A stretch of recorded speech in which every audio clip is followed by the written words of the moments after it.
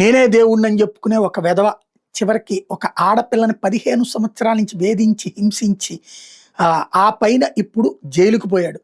స్వయం ప్రకటిత గాడ్‌మెన్ 7గురు సహచరులతో కలిసి అరెస్ట్ అయ్యి జైలుకు పోయాడు.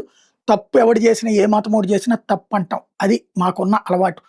అది హిందువు కాబట్టి మంచోడు, వేరే మతమోడైతే తప్పని నేనెప్పుడు మాట్లాడను. రాధేశ్యామ్ మిశ్రా, రాధామోహన్ మిశ్రా అని కూడా పిలుస్తారు. వాగోలి ప్రాంతంలో ఆధునిక్ గురుకులం అని చెప్పుకునే ఒక సంస్థను నడిపాడు. వీడు తన అనుచరులతో తాను దేవుడినని అవతారమని నమ్మించాడు. లోకల్‌గా వాళ్ళు ఇచ్చినటువంటి సమాచారంలో ఒక అమ్మాయిని అక్కడ హింసించారన్నటువంటి విషయం తేలింది. అమ్మాయి తప్పించుకుంది అక్కడి నుంచి. కుటుంబం నుంచి వేరు చేసి అమ్మాయిని బ్లాక్‌మెయిల్ చేసి శారీరకంగా, మానసికంగా వేధిస్తే అమ్మాయి అక్కడ ఉన్నటువంటి సీసీ క్యామ్స్‌ని పగలగొట్టుకొని బయటికెళ్ళి పోలీసులకు సమాచారం ఇస్తే, పోలీసులు వాడు దేవుడు అని చెప్పేసి ఏమి ఫీల్ అవ్వలేదు. తీసుకెళ్ళి బొక్కలో దోశారు. వాడి ఆశ్రమం నుంచి ల్యాప్‌టాప్‌లు, మొబైల్ ఫోన్‌లు, హార్డ్ డ్రైవ్‌లు, నగలు, అనుమానాస్పద మందులు కూడా జప్తు చేశారంటే డ్రగ్ ఇచ్చి వాళ్ళని అత్యాచారాలు చేస్తున్నాడు. ఫోరెన్సిక్ పరీక్షలు కూడా జరుగుతున్నాయి.